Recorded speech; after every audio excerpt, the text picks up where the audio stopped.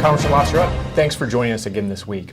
So after months of the White House and D.C. being, the debate being centered around hot-button issues like immigration reform and gay marriage and issues like that, suddenly we saw the president pivot this week and in a series of speeches given across the country, kind of campaign style, turn the attention once again to jobs and the economy, seeking to kind of make Republicans seem as though that they have been obstructionists in this process and really changing the debate. What's behind this, you think?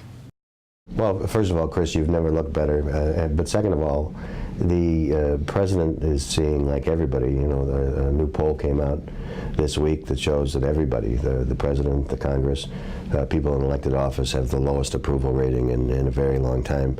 Something like 83% of the people polled disapprove of the job that the Congress is doing, and the president's down there as well.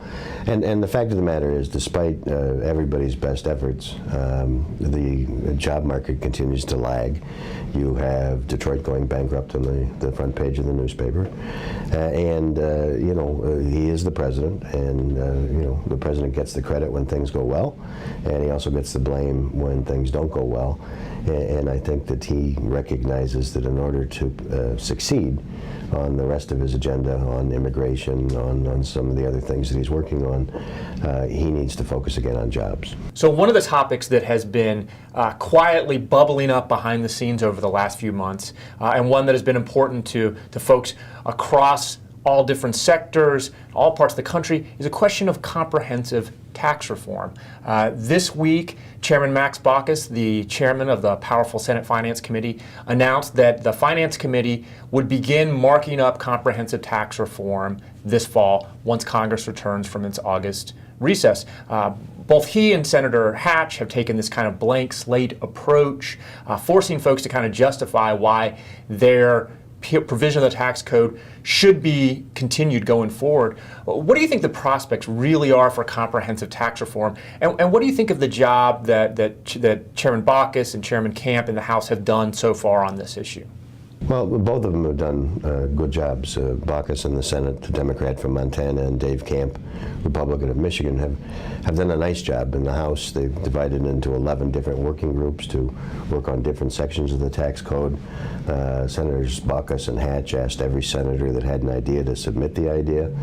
But people need to perk up because whether it's going to be successful this year or not, I think is an open question.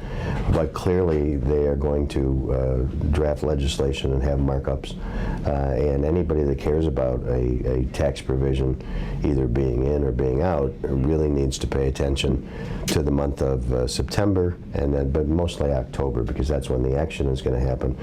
But its success is still going to depend upon the Congress getting together with the president to see if there's some big deal that can take place that tax reform is part of. I just had lunch at the White House at the invitation of the administration, and I ate in the White House mess and got some free M&Ms, and in addition learned that it was Rutherford B. Hayes was the president when the Navy started preparing food for the president. But be that as it may, they report that they are serious about engaging in discussions with both Republicans and Democrats, both the House and the Senate, and again, September is going to tell the tale. Final issue I wanted to talk to you about this week is a question of funding for the government beyond September 30th. It appears that we're headed towards another continuing resolution.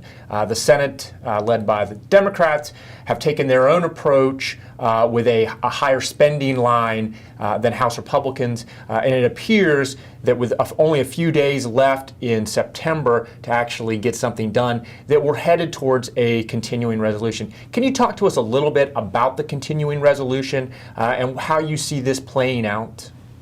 The difficulty, Chris, as you know, is that you know, the expression is a round peg in a square hole. The Senate is operating off of numbers that are $100 billion more for the 13 spending bills than the House has. And so, one, it's easier for the Senate to pass the bills because they got a little bit more money.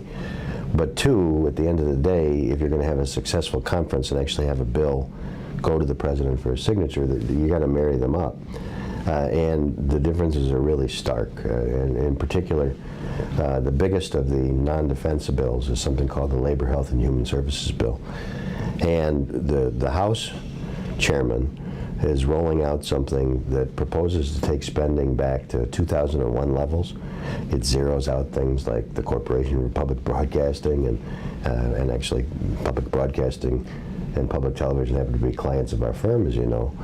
And there's no way, it's a 22% cut in the safety net programs and a whole lot of other things.